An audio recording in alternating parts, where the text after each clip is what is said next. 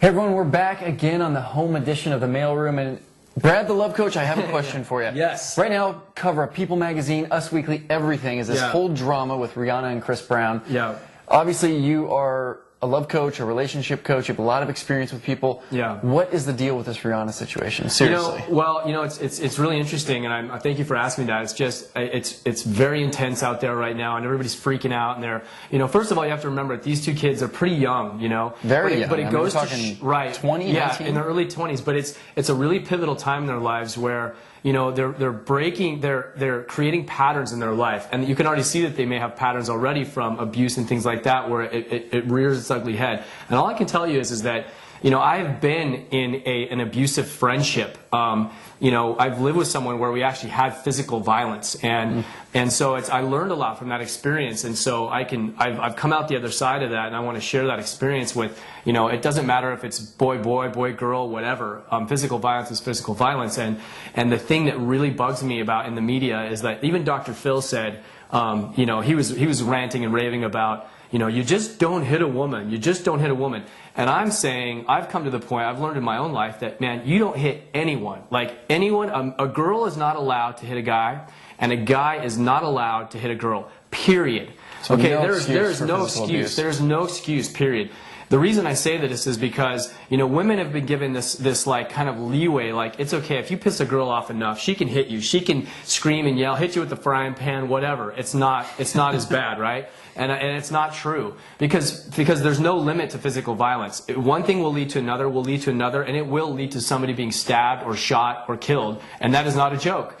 That's why there's no leeway for physical violence. That's the reason that people think, like my girlfriend and I had this conversation not too long ago, that she and I got into a little bit of a thing. She kind of nudged me, and I said, don't ever get physical with me, like ever, because it can lead to this and this and this, and then the cops are called. And she asked me, what's the difference? What's the big deal? And I said that, I was like, physical violence leads to jail.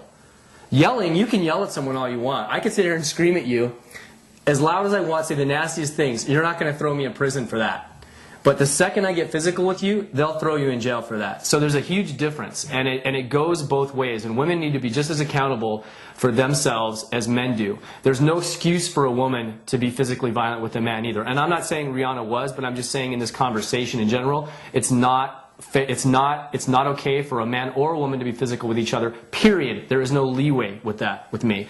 So as far as with Rihanna and Chris, I think that these two need to be really accountable for themselves. I think that, Chris needs to obviously deal with himself and look and see where this is coming from, that attack that he did, the way he attacked her, at least so-called, and look to see, and people are freaking out, well, Rihanna took him back, and this is a very normal thing that happens a lot of times in relationships. Well, it happens a lot. That doesn't make it normal. No, well, yeah, exactly. You're right. It doesn't make it normal. It's just that there's a lot of relationships where people, where they're in love, and you overlook the things. So the thing I would say to Rihanna is she needs to be really accountable to, you have to be cautious that person is really willing to do the work to get the help and to take responsibility for whatever caused that. Because if he doesn't, it will happen again.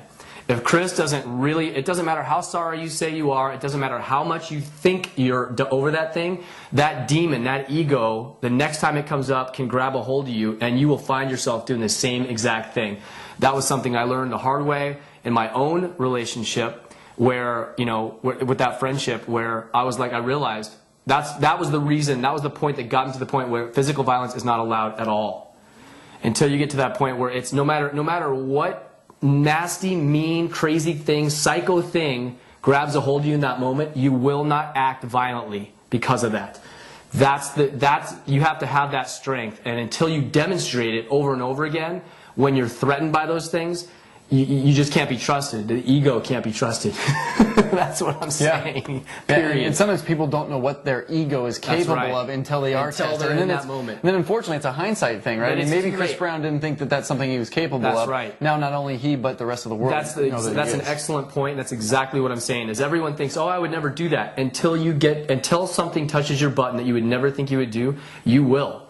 And it will test you to the ends of, and that's what I'm saying is a lot of people don't know their limits until something happens, and at that point, it's too late. Well, that's consistent. I've heard you on our other shows talk about how a lot of times people don't know what they're capable of. People will say, That's right. I would never cheat on my partner. That's right. And then they find themselves in a position that That's they right. could not have imagined themselves That's right. in, That's but they're right. in it. Maybe they're out of their zip code, they've had a few drinks, whatever it is. Whatever it is. And that's when it becomes important to go back to what we said earlier, which is That's right. to constantly be checking in with yourself, to be loving yourself, such that right. when your ego is challenged, So you no have matter the inner what, core to take so care no of matter that. what, you have that core strength to be able to handle that situation.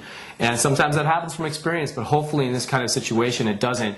And Rihanna can look and see, you know, what her responsibility was in this thing. Was she pushing his buttons? Was she looking at his texts? Was she being a jealous girlfriend that also contributed to this? You know, because it's always, a lot of people look at it as just the woman's a victim, she's a victim, and it's like, no, it takes two people to escalate these situations. It takes two people to make these things happen. A lot of times, it's not just one person. So each person needs to take accountability. Rihanna as a woman, Chris as a man, and they need to come together and see if they can actually overcome those things and heal them and authentically mean that and genuinely and practice that on a daily basis, not go back to that same pattern. That's what most people are afraid of. That's what Oprah was talking about, how once a man beats, he always beats.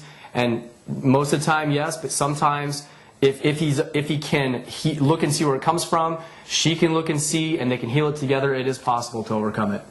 Cool, Brad, the love coach. Thank you very much. Yeah, I really wanted to hear what you thought about this Rihanna situation, because I know that it's getting a ton of publicity. And whether we want it to or not, there are a lot of young women out there, especially who are reading these magazines. And as much as Rihanna maybe hasn't stood up and said, hey, I want to be an icon for America's youth, she is. Yep. And well, it's just, and they're at that young age where they're both, their fame, there's money, there's success, there's a lot of pressure on them. And so at that age, I would have crumbled. I would have fallen apart, And it's like, I've had my knocks, and to see them, it's like, they're right in the public for everyone to see. And it's just, like I said to everybody, it's like, I want girls to stop also just looking at this as, again, being a victim of something, It's like, rise up. Everybody rise up, guys and girls, and take responsibility for the relationships we're creating, and everyone take accountability at a whole other level. And that's what's going to stop this behavior. That's what's going to stop this stuff. And here's something that just happened right in our face. It's an opportunity for everyone of all ages to look at this and say, how can we bring awareness to this situation and stop this from happening? Thanks, Brad. I appreciate it. That is our little episode on Rihanna and the situation going on there. Appreciate it, Brad. Yeah, thanks for the... And, hey, we'll be back again in just a couple of minutes with more on our home edition of The Mailroom. Right on. I don't even think we really need it.